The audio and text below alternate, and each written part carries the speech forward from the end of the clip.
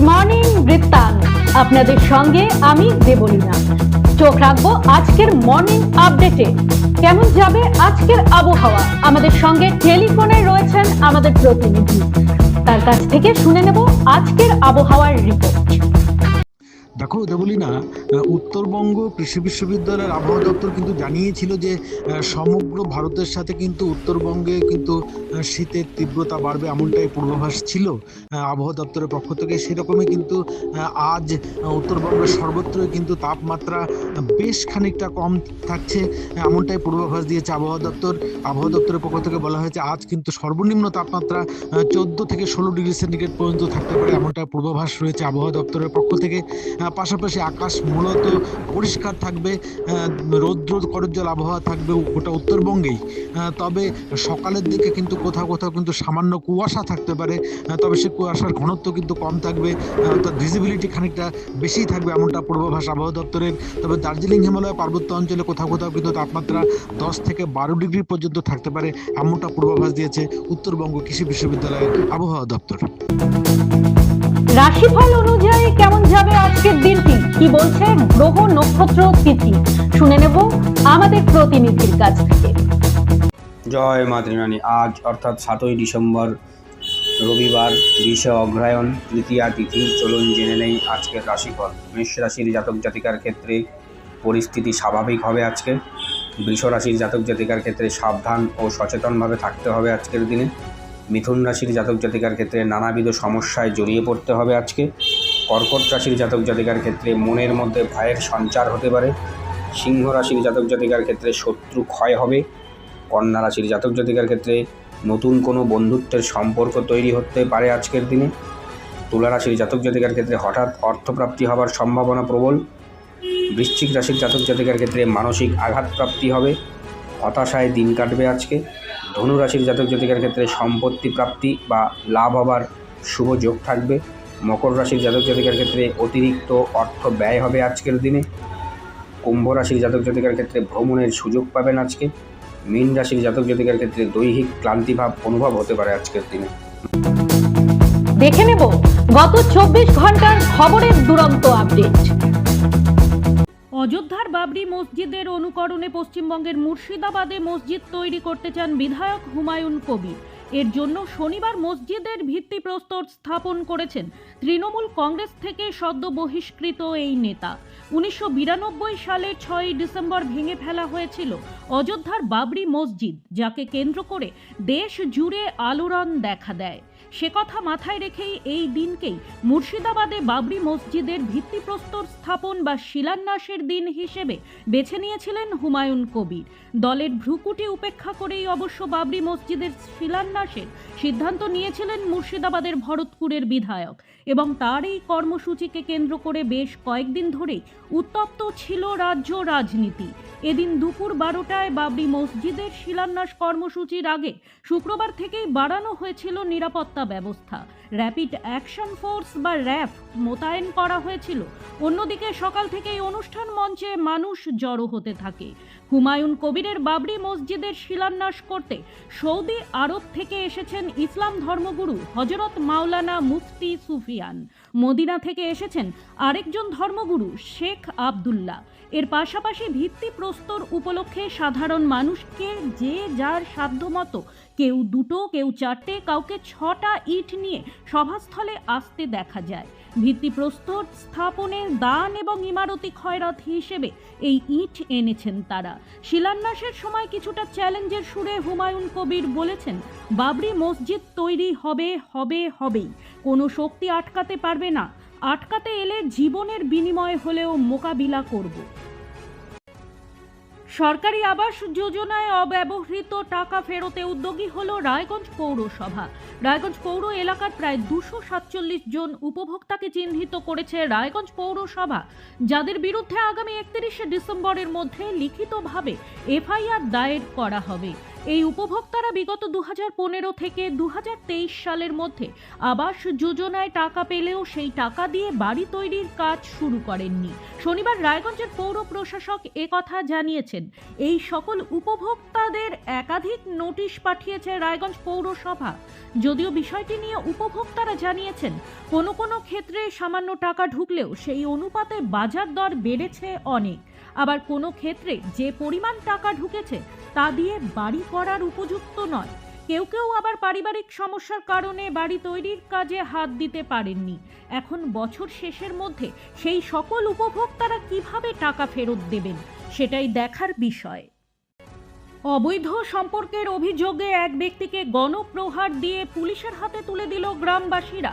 মিঠুন দাম নামে বারোদুয়ারির ওই ব্যক্তি রায়গঞ্জের নোয়াপাড়া এলাকায় বাঞ্ছা সরকার নামে এক ব্যক্তির বাড়িতে দীর্ঘদিন ধরেই আসা যাওয়া করত বলে অভিযোগ ওঠে। শুক্রবার রাতে মিঠুন দাম বাঞ্ছা সরকারের বাড়িতে এলে গ্রামের লোকজন তাকে আটক করে। বাঞ্ছা সরকারের স্ত্রীর সাথে অবৈধ সম্পর্কের অভিযোগ তুলে মারধর করা হয় ওই ব্যক্তিকে। পরে পুলিশ এসে উদ্ধার করে নিয়ে যায় ওই ব্যক্তিকে, সঙ্গে নিয়ে যায় বাঞ্ছা সরকারের স্ত্রীকেও। এহেন ঘটনায় চাঞ্চল্য ছড়িয়েছে এলাকায়।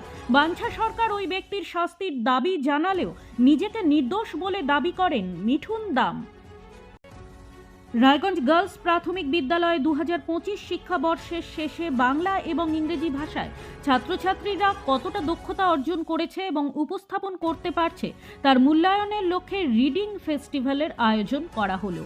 এবছরের রিডিং ফেস্টিভ্যালে বাংলা এবং ইংরেজি বিষয়ের 4টি ডিবেট বা বিতর্ক প্রতিযোগিতা যেমন হয়েছে, তেমনি তাদের পাঠ্য বই থেকে 2টি নাটক উপস্থাপন করে ছাত্রছাত্রীরা। আগামী দিনে ভারতীয় ভাষা উৎসবে অন্যান্য রাজ্যের নানান ভাষা ছাত্রছাত্রীদের কাছে উপস্থাপন করা হবে, যাতে ভারতের সমস্ত রাজ্যের ভাষাগুলোকে শেখার পাশাপাশি নিজের মাতৃভাষার সঙ্গে অন্যান্য রাজ্যের ভাষার সমন্বয় ঘটাতে পারে ছাত্রছাত্রীরা। এমনটাই মত প্রকাশ করলেন বিদ্যালয়ের দায়িত্বপ্রাপ্ত প্রধান শিক্ষক গৌরাঙ্গ চৌহান। প্রতিদিনের প্রতি মুহূর্তের খবরের আপডেট পেতে চোখ রাখুন নিউজ বৃত্তান্তের ফেসবুক পেজে। সাবস্ক্রাইব করুন নিউজ বৃত্তান্ত ইউটিউব চ্যানেলকে।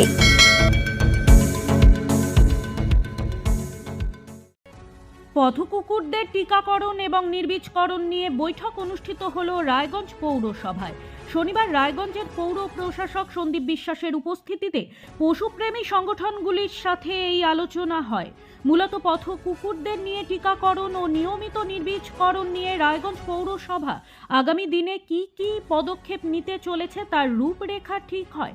এক কথায় এই বৈঠকে উপস্থিত ছিলেন পশুপ্রেমী সংগঠনগুলির পক্ষ থেকে গৌতম তান্তিয়া।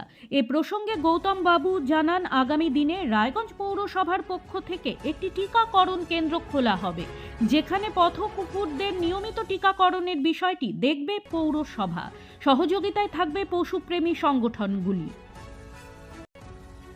এসআইআর বিষয়ক ইস্যুকে সামনে রেখে জেলা তৃণমূল শ্রমিক সংগঠনের পক্ষ থেকে এক পথমিছিল অনুষ্ঠিত হলো শনিবার।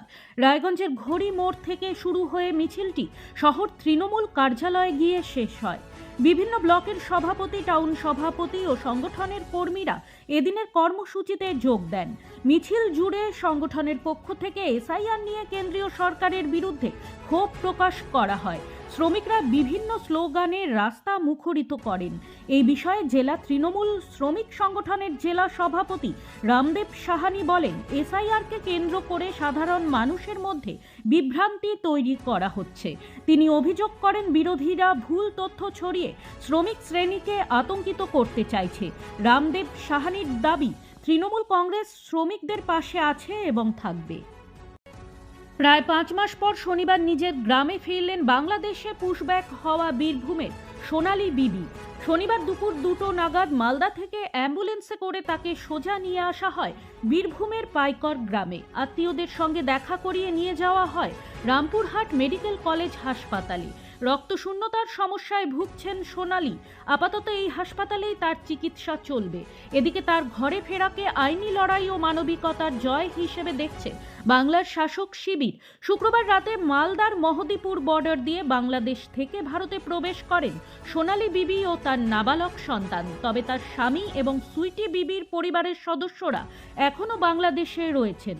23শে জুন দিল্লিতে থাকাকালীন দিল্লি পুলিশের হাতে বাংলাদেশি সন্দেহে গ্রেপ্তার হন বীরভূমের পাইকরের বাসিন্দা সোনালী বিবি সহ 6 জন। 26শে জুন আসাম বর্ডার দিয়ে সোনালী সহ 6 জনকেই বাংলাদেশে পাঠিয়ে দেয় দিল্লি পুলিশ। সেখানে 20 আগস্ট বাংলাদেশের পুলিশের হাতে গ্রেপ্তার হয়ে জেল হেফাজতে ছিলেন তারা। সোনালীদের ভারতে ফিরিয়ে আনতে কলকাতা হাইকোর্টের পাশাপাশি সুপ্রিম কোর্টেও মামলা দায়ের হয়। শীর্ষ আদালতের নির্দেশ অনুসারে বাংলাদেশ থেকে ভারতে ফিরিয়ে আনা হয় সোনালী বিবি ও তার নাবালক সন্তানকে।